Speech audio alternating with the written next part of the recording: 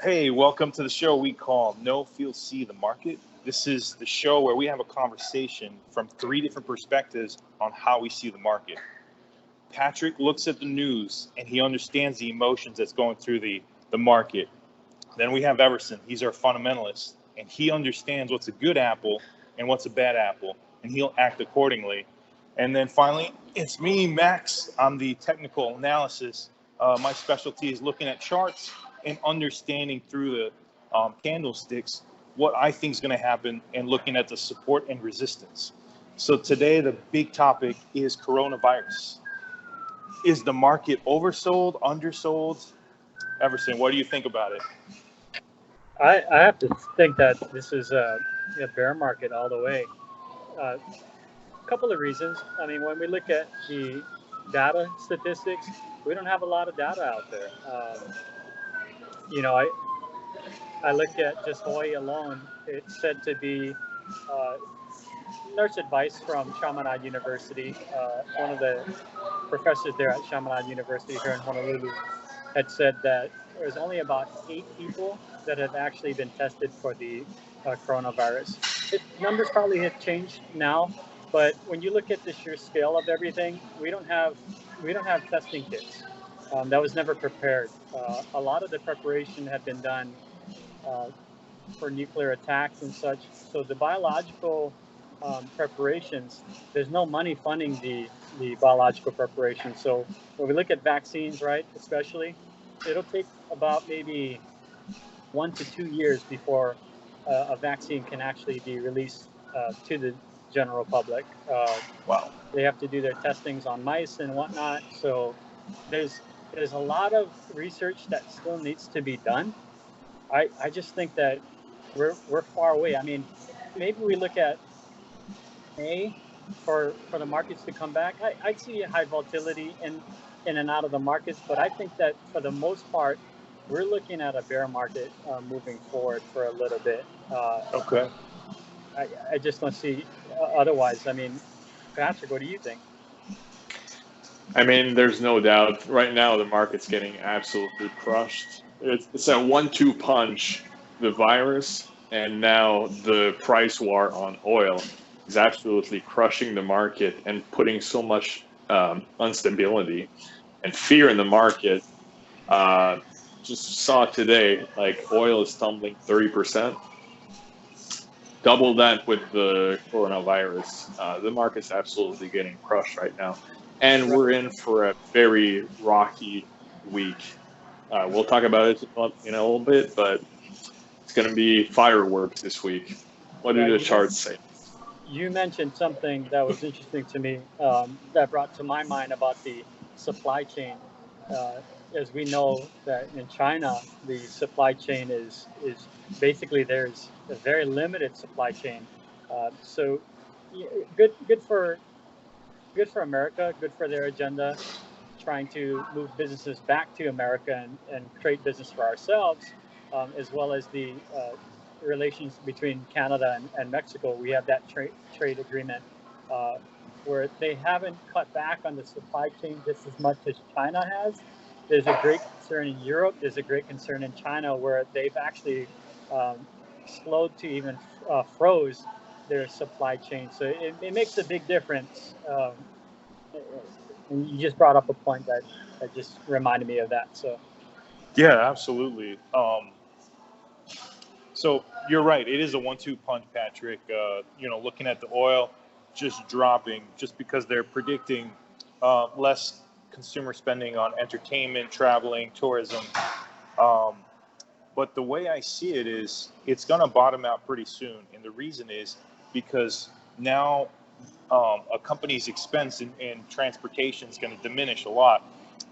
So now it's going to make it a lot cheaper to export things. right, So sure that coronavirus is putting that lid on top of that export for a while, but now people are going to buy some boats, some ship.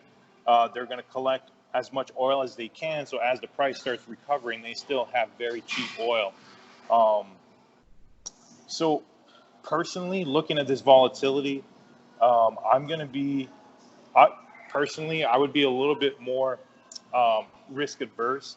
I would diminish my exposure. So let's say if I'm buying calls or puts, I would make sure that I'm not risking a lot. So there's potential for great profits, but I don't want to put too much money on the table if I'm just buying puts. How would you trade according to this volatility, Patrick?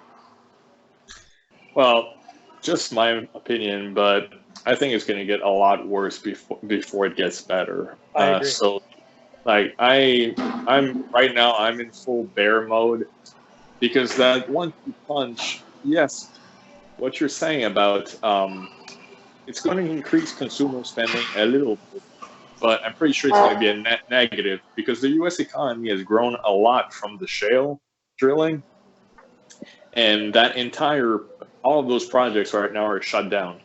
They're expected to, like, it might go as low as $20 a barrel, and it's just not profitable. So it's going to be a net negative for energy for at least several months while the trade war is going. So right now I'm in full bear mode. Wow. Okay. What about the companies, though? Sorry about that, Max. So what That's about all right. the companies? When you look at earnings, we still have companies here in America that they're producing in earnings. They're doing well. They're beating expectations. I mean, does that even play a factor into the growth of businesses? We still got businesses here. I mean, let's just look at mattresses, for instance. I mean, mattress companies, a lot of mattress companies are moving out of China and starting to do their own mattresses here. It's just, I think the sentiment of the growth in America is just changed to wanting to buy American brands.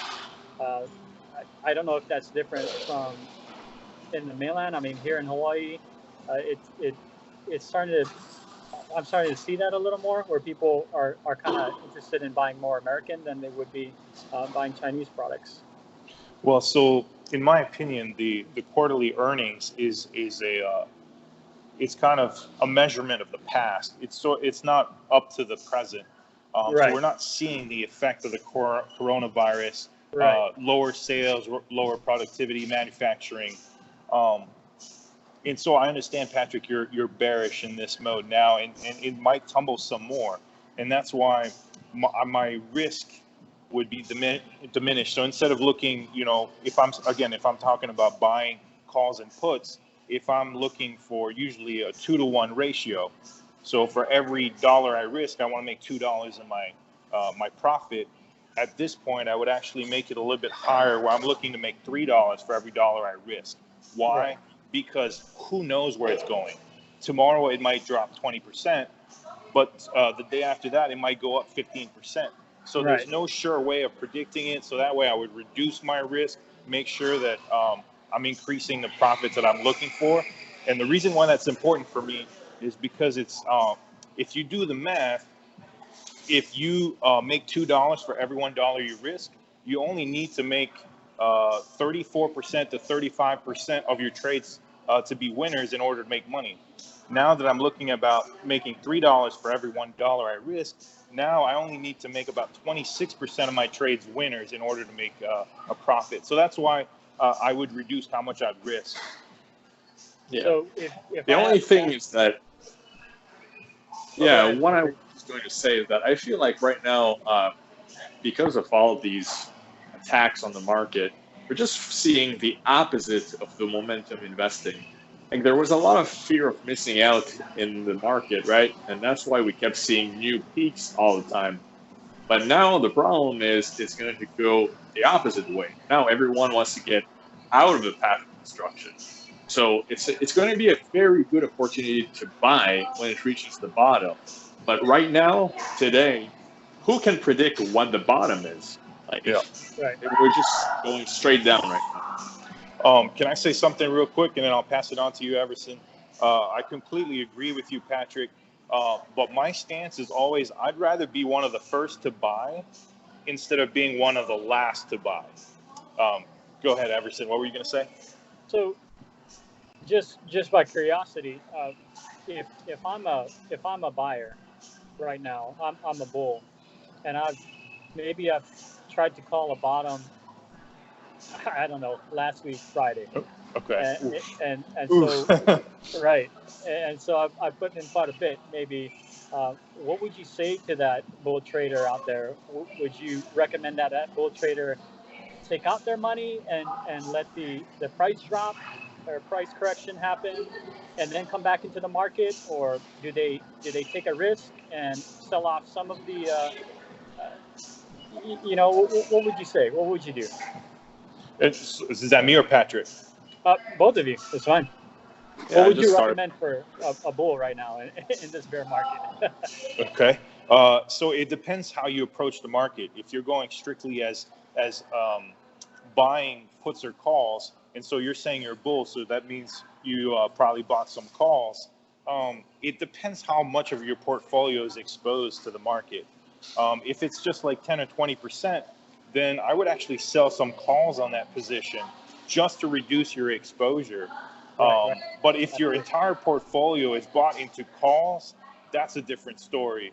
And you might have to reallocate, or you could actually roll down your trade. But at this point, you want to reduce your exposure to risk, and you want to make sure that everything you're trading has a potential to make some good money. Now, personally, I do more theta trading, which is a little bit different. And if you're in that kind of trading, I would go more into in the money calls, but that's a different story. And then, Patrick, what would you recommend? So of course, it all depends on what time frame you're looking at. If you're looking at like 3 to 5 years, it's going to go back up. So a company that's strong is going to get through this like they always do, and eventually it's going to keep going up. So I would just stay put, hunker down, keep it as it is. But if you have extra money to invest, I just try to lower my cost basis every time it keeps dropping. So yeah, that would be the strategy I would go with right now. Like big good companies that are going to go through like rough times and just keep dropping your cost basis every time it drops by a little bit more. They Very call good them point. defensive stocks, right? Defensive stocks, I think. Would there be a buy recommendation for any stocks in particular in this type of markets? That's a good question. I mean, it looks like people have stopped buying the Tesla stock that jumped a lot. But in terms of a stock that I would recommend right now, well, to be honest, I've not bought a stock since 2016. I've been a huge bear on the stock market, so I'm more into commodities, ETFs. Um, but in terms of getting a stock right now, Or um, maybe not a particular stock, but maybe a sector that we should be looking out at. I I would see that the actually. pharmaceutical sector has been doing pretty well. Um, last on Friday, I think it was Gilead. Gilead popped about 5% last that I seen. We also had INO.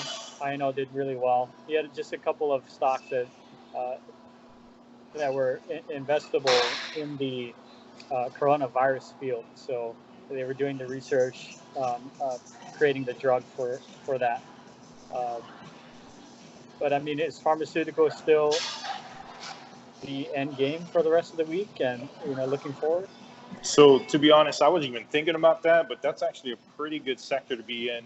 Why? Because big pharma finally got a nod from Trump, because Trump has kept them at a distance for quite a long time.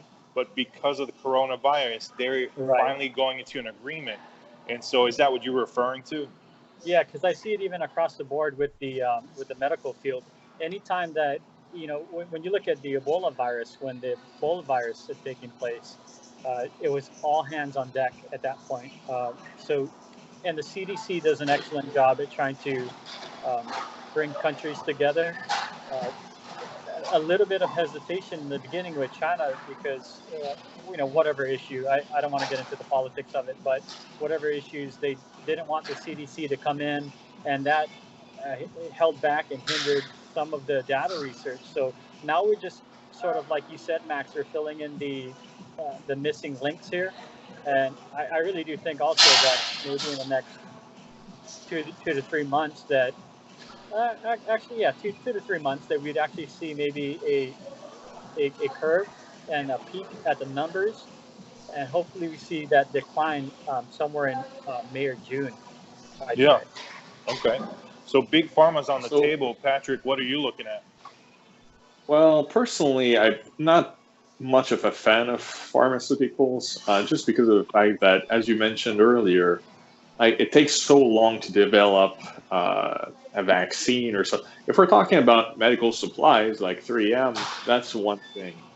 But if we're talking about pharmaceuticals themselves, then they have to do the testing and everything. It's going to take years, and by that time, the virus might be like distant memory, right? So I don't like to really invest in things that are like short span like this, where we don't, of course, we don't know how long the virus is going to be like a main concern, but I'm not seeing it for like 3 or 5 years. So personally, I would avoid pharmaceutical stocks and focus on other industries. Okay. What industry?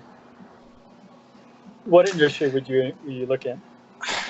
It all depends on what's going to crash, because if we remember the Great Recession, the stocks that were hit the hardest are often the ones that rebounded the most, right? So, like for example, I wouldn't buy airlines right now, right? Oh, no. Obviously, I was in thinking free about that fall, too. Or cruise right? liners.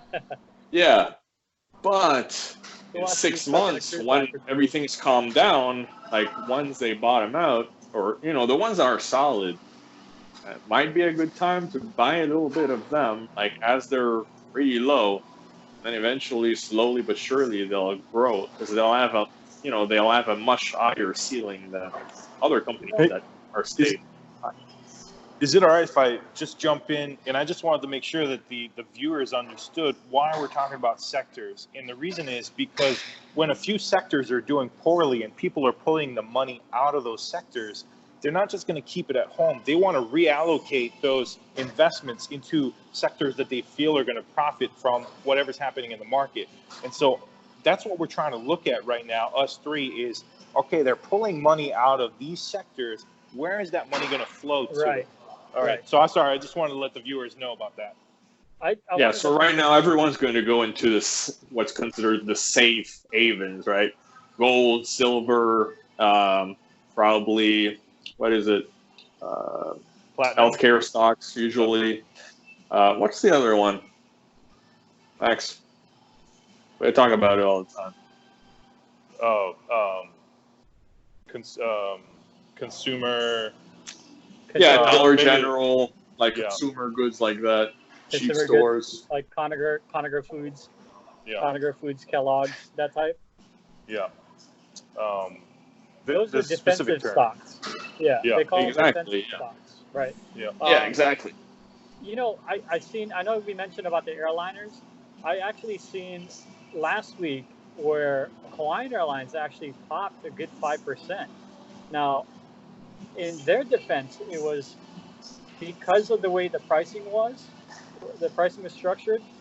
There are some places where flights go to areas that they're not a huge concern, so they can discount these flights because of the fact that there's not a lot of travelers. So it it may be a concern to be able to be traveling right around this time, but at the same time, to some people that maybe you're not at the age of you know whatever that age bracket would be, or you don't have any health concerns, you might want to just take an interest. I hear that with this virus, it's the younger kids that would sometimes contract the virus, but no symptoms. And they wouldn't get any symptoms. They'd contract the virus and it'll go just like the flu. But you can affect others and transfer that and make them your host. So it's not a lot is known about how the virus works. So there's so many gray areas in knowing how this virus would transpire and everything. But I have seen that, like I said, Hawaiian Airlines is doing pretty good. I wouldn't necessarily knock all airlines, but I would look at the best breed of airlines. So if you have connections with flights to China or some of these heavily hit areas like Italy, then maybe that might be a problem. But you look at the overall, because let's face it, there's always bad apples with good apples, and in every sector, no matter what. You mentioned, Patrick, back in the recession time in 2008, where a lot of the stocks are bear market, right? And then what we saw was Cisco Systems was the only stock that was trending back then. It was the only stock that did really well back in the recession times, and that was because they needed something for the infrastructure for networking and everything. And I think that the government contracts, that's where, like you were saying, Max, the money funneled into an area. Money just doesn't sit necessarily. Institutional funds is always moving, and we're looking to put our money in a sector. So I just wanted to mention that. Yeah, absolutely. I mean, it's almost like Einstein's equation, E equals MC squared. Money doesn't just disappear, it's reallocated somewhere. And Right. I don't know if you guys have looked at the bond rates, but I think it's below Right. 1%. Why? Because Seen that. everyone's trying to be safe in that investment right now. Right. So when you're looking at where's the money going right now, one of the sectors would be the bond market. Yeah, we saw that reflection with the Treasury bill also, the 10-year Treasury bill. Yeah. What do you think about that, Patrick? Well, so with that information, like, what do you guys see coming this week? Because it's going to be very volatile, very high roller coaster, in my opinion. So, what should people expect this week, and how should they handle basically their portfolio this week? I like this. Personally, I'd be very cautious about making big bets, because someone's going to try to stabilize the market. Last week we saw the Fed cut. They're anticipating another cut next month, Right. possibly 75 basis points. We're not there yet, but the market's panicking. There's going to be a lot of roller coasters this week. Well, I do think, and I'm glad you mentioned that, Patrick. I do think that's causing some of the fear in the market also by the Fed's cutting interest rate. I heard it said, and I believe this myself, is why do we cut rates at this moment, at this present time? I don't think we should cut rates. I think we should hold steady. Maybe if we do cut rates, we cut rates at a 0.25% instead of cutting rates at a 0.5% or even at a 0.75%. This is a health crisis. It's not a financial crisis. So when we make the adjustment on the idea that people are going to go out and buy homes or buy cars, they don't want to buy cars. They don't want to buy a home. They want to be stuck in the fact that maybe their sons and daughters or even themselves get trapped with contracting the coronavirus themselves, and now they have to worry about taking care of their own personal health, at the same time worry about this new car that they picked up, the new Tesla that they picked up or something, Yeah. And you're right. We don't know a lot about this virus. And the biggest problem is the flu has an incubation period about 1 to 4 days. This coronavirus has between 24 and 27 days with no symptoms. So who knows how many people have it right now? Right. Absolutely. And I do think that the market is oversold because it's not going to affect the earnings this much. But so that's why I think we're getting close to the bottom. But again, this week, like Patrick, you were saying, what are we looking at this week? I'm trying to reduce my exposure to the market while maximizing how much I'm going to make. So if I'm buying straight calls and puts, I'm going to make sure I'm at least getting a 3-to-1 ratio. If I'm actually selling positions, I want to make sure that I'm in the money. That way, if it drops, it's not my money that I'm losing. Right. And so, but what do you expect is going to happen this week? Like, what are the big events that are going to? Because right now, as of filming this, the Dow futures are down 1,100 points. That's a massive drop overnight. So usually I consider weeks based on how many up and down days there will be. So this week, I think it's going to be 3 down days with 2 up days. And the up days will be lower than the down days. Right. So I think, Patrick, you were saying that you were on the bearish stance right now. So a 3-2 week to me would be definitely bearish. So if you're on a neutral stance, at least drop it a little bit more into the bearish stance and make sure that you're not really exposing yourself too much if it goes down. because it could go down significantly. And I have to agree with something with a logic like that. Just to shed some light on your 3 bull days and 3 bear days. 3 bear days and Yep. 2 bull days. My mistake. That's institutional money. That's people trying to protect their 401ks. That's people trying to protect their retirement funds. So a lot of it though is institutional money to stimulate the stock to stimulate the stock, to stimulate the company. Often what I see is CEOs and CFOs and such executives, they would do this to bring confidence into that stock. So I think you're right. I think we see little gains, not too much movement. But to go back to what Patrick was saying, as far as the sectors and where we see growth and where we could hide as a defensive, I think you folks are all right in line with the. I like Carnivore Foods. I think it's a great company. It's got a dividend, so you could weather the storm with that. And I'm also looking at pharmaceutical companies only because there really isn't anywhere else that we can move our money into that's really providing answers for the future. And a lot of that institutional funding is going into that sector. So my strategy for this week is not going to be sell. It's just or buy. Actually, it's only going to be protection mode. Basically, edging my current portfolio because I don't think that we're anywhere near the bottom. And we're not going to up. So what to do then? Like for me, it's just staying put, bunkering down, waiting for the storm to pass, and then once we start seeing a little bit of momentum. Then I'm going to restart buying. Are you staying in cash? Are you staying in cash then? Are you staying on the sidelines? No, but I'm going to hedge my current positions with either puts or whatever in the money calls, possibly.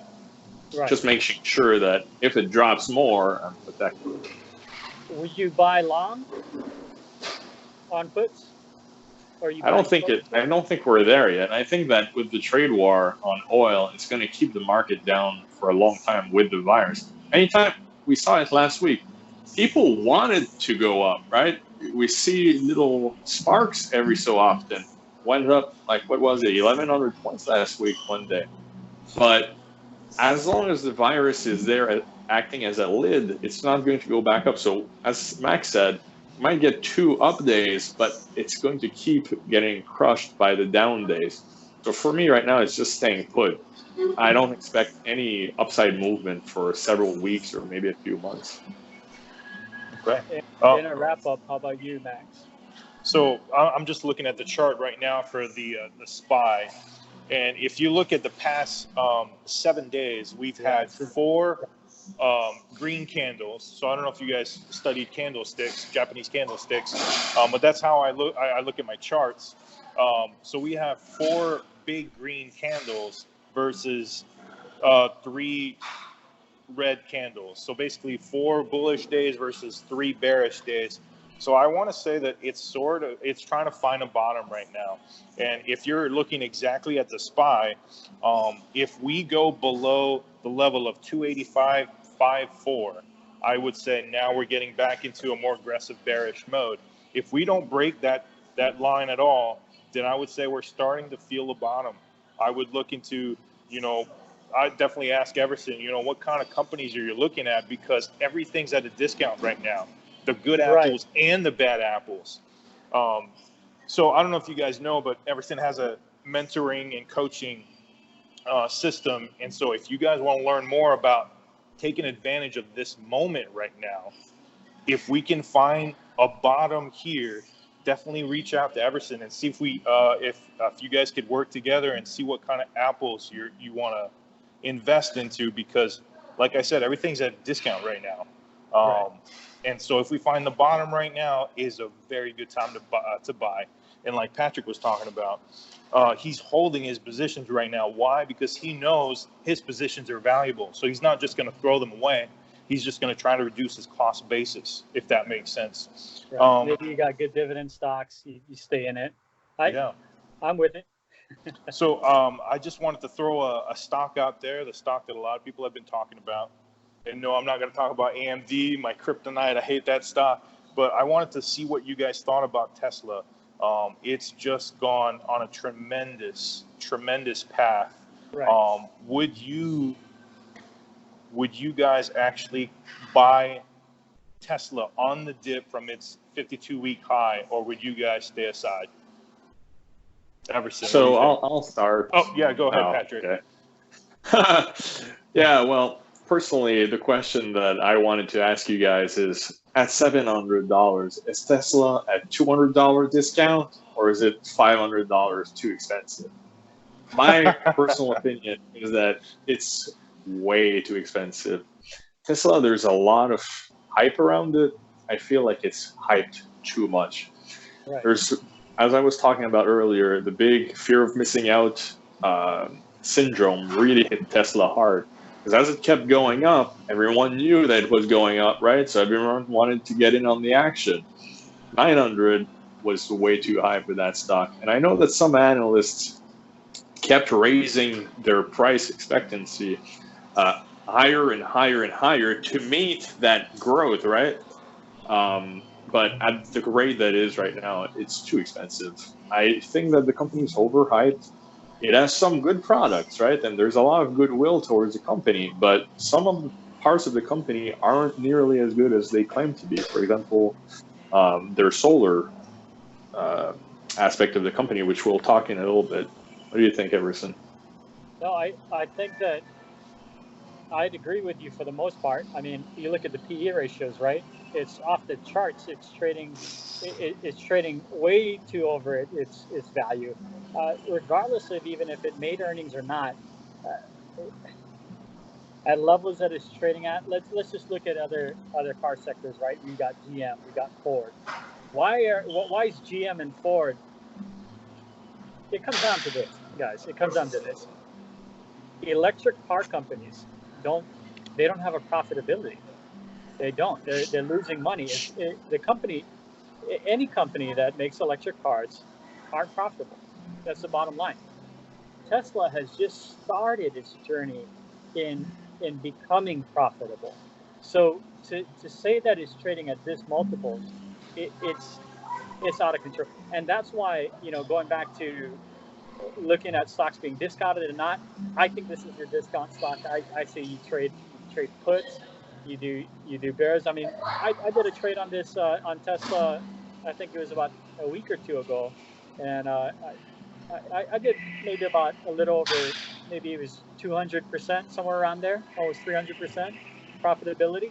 So, and this was on a puts that I had done, 1 week put. I took a risk, but I saw that value that is just trending way too high. It's sort of like our conversation on the side, Max, where we talked about Chipotle and how Chipotle was trading at just, high multiples, the PE ratio out of control. It's a no-brainer. Once the stock starts to go parabolic like that, you got to sell it. So let me ask you this. Would you say that fundamentals sort of look at, let's say a man's walking a dog on a leash. And so that man is walking on the sidewalks, and let's call that the true value of the stock. And wherever the dog goes, left or right, based on the length of the leash, that's sort of where the stock price goes. So it can only go so much higher than its true value, and it can only go so much lower than its true value. Is that sort of a good analogy of what you're looking at when you're looking at the PE ratios and the fundamentals of a stock? I look at the value of the stock also. If we were, I mean, we got to look at the fact that there's, we got to give Tesla credit. Just going back to Tesla again, we got to give Tesla credit with their technology. They're advancing their technology. You can see why China would invest in the company. I mean, China's put up billions of dollars. I think it was about $10 billion or something like this into developing the manufacturing facility there in China, but they can't get no workers to show up because of, if you do show up to work in the masses, then you could be punished for it. So that's your supply chain issue there. but they've tried to do a workaround where they dub down the chips that's in the automation side of the model Type 3, the Tesla Type 3. So, at what point do you try to compensate for everything? And it really comes down to the investors, I think, in this point.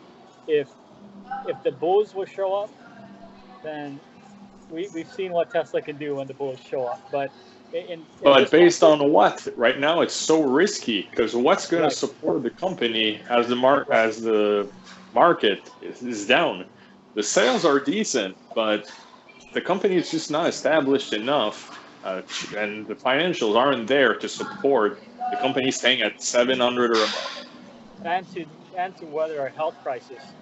You're right. You're right about that.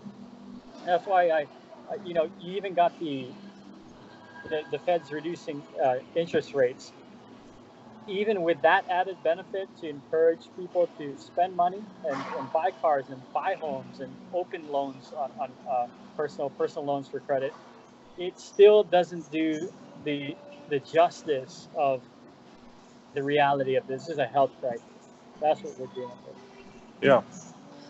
So then, just looking at the chart for Tesla, I'm looking at a moving average. A short moving average is about to cross below a long moving average, and usually when that happens, the stock will begin to retrace at a pretty fast rate.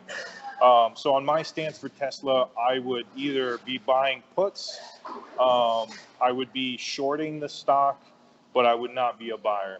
And then Patrick, I had one question for you. When you're looking at the news and you're reading through the data and the articles, do you feel that a few articles, well placed, can actually create a bigger discount on the stock, or increase the stock's likelihood of being oversold or overbought? I'm not sure about that. I feel like it's just a general consensus in the population, which I think we all agree that in general, the majority is wrong, right? And right now, the majority is a big fan of Tesla. And I have nothing against the company itself. It's just the price at 700 is too high. It's people fearing that they're going to miss out. So my question for you is, you believe that it's going to go back down. You agree with me? Like, what point should we start looking at it as actually investable versus now? I'm a buyer at 200. You're a buyer at 200. I'm definitely a buyer at 200. That would be. It's still trading at high multiples, even at 200. I mean, realistically, let's look at Ford. Ford is trading at like $6 per share, right? Just shy of $7 per share. I think GM was trading somewhere on the ballpark figure of $30 per share. I haven't taken a look at it last week, so I wouldn't know how far it's dropped or increased or whatnot. But you really, $80 would probably be an okay price target for it. But will it go to 80? Probably not. It'll probably drop. I think it could lose another 200. I really do from here, 300. Okay, so right now it's at 700. So you're talking about dropping about 200 to 500. Would you buy it at that point? 200 to 300, I think it drops, and we'll just see where it goes. Oftentimes, when I'm looking at stocks like this, I do the testing strategy where you create a resistance, or you create a support level, right? And if it breaks past the resistance or support level, then you kind of test it out. Usually 2-3 days will show you where that breakout's going to go.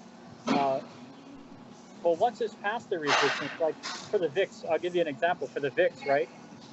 I put a target on the VIX at $36. Once it broke the $36, I knew it was gonna just explode from there. And what do we see? The VIX right now is trading on futures at $50 per share, close to $50. That's insane. We got it at 46, I believe, $46 per share. I say that if it breaks past next week, $50 per share, we're looking at a heavy bull market. I think you could see it to 60. Hey, Everson, for the listeners that aren't as familiar, can you just touch briefly on what the VIX is? So the VIX would be a hedge against the market. So you have your S&P 500, you have your Dow Jones, you have your NASDAQ. There are a bunch of companies that's made up the sector. So for instance, NASDAQ is your technology companies, Dow Jones are your industries, S&P 500s are a collection of various different companies that make up the 500 companies. So the VIX would be the hedge against all of them. When the market goes down, the VIX goes up. So this would be your hedge. And it's just an index, so you can't actually invest in the VIX per se. Likewise, you can't necessarily invest in the S&P 500, the NASDAQ, or the Dow Jones. These are just indexes. But you can invest in supported ETFs of them, or stock tickers. For instance, the I think it was a VIIX or the VIXX is one of them. VIXY is another for S&P 500. If you wanted to do those, you could pick them individually stocks. You could do that, or we have some ETFs that's out there. Just do your research on some of them. There's plenty of ETFs that sort of mimic the design of the S&P 500, NASDAQ, and the Dow Jones. That was a great point, Patrick, for our viewers, just to make sure that they are up to speed. I did want to bring back something that you said, Patrick, which was really important. I hope viewers understood it. You said the majority is always wrong. And I just had a small demonstration to kind of illustrate your point. Is let's say you have 5 people and they each have $1. And let's say my pinky decides that the market's going to go down and everyone else thinks that the market's going to go up. If the pinky is wrong, then everyone now has $1.25. It's not a big deal. But if the pinky is right and everyone else is wrong, now the pinky has $5, everyone else has $0. That's why you always want to go against the trend. You want to go against the majority, because that's where the money is. If you stick with the flow, you're going to make pennies. Did that make sense? Yeah, so let's just go back to Tesla, because I feel like that's a stock that's going to be really interesting for people. What would you do if you had Tesla shares right now? I don't know what the listeners purchased it at, but what should they do if they got it while it was going up at like 600 or 800? I say if you buy a call, if you bought a call, you might as well just hang on to the call if you're in the negative, if you're too far out, right? Hang on to the call, but do a reverse with buying some puts. To me, if you see, the thing is, I don't really believe in the stock right now, but if I had Tesla right now, and I saw it retrace, am I in the profit right now or am I in the red? Patrick? Give both scenarios. Okay, so if I have Tesla and I'm in the red, it depends how much. And it also depends on what I feel the future for Tesla is going to be. I think it's going to go down. So I would either cut my losses short, or I would start selling in the money calls just to make sure I'm hedging for any future losses, and I collect some theta in the meantime. If I just, like what Everson was talking about, where he just bought some calls, whether I'm in profit or not, I would definitely sell some calls on that position to reduce my exposure, make sure that my potential profit is a lot greater than my risk. Well, I think that's it for today. We want to make sure that we're creating a platform where we're giving you guys a lot of value. So not only are we having a conversation in real time of what we feel is going to happen in the week, but we also want to make it so that you guys can learn a few things. Why are we doing the decisions that we're doing? You know, and so talking about the majority always loses, you know, little things like that can take you to the next level if you're a trader. So this is our first episode. I'm so excited. We had a great time, and we will see you guys next week. On behalf of Everson, Patrick, and myself, make it a great trade or not. The choice is yours. Awesome. Great first episode. All right. So we can cut from Actually, that point. you didn't tell them to subscribe or thumbs up.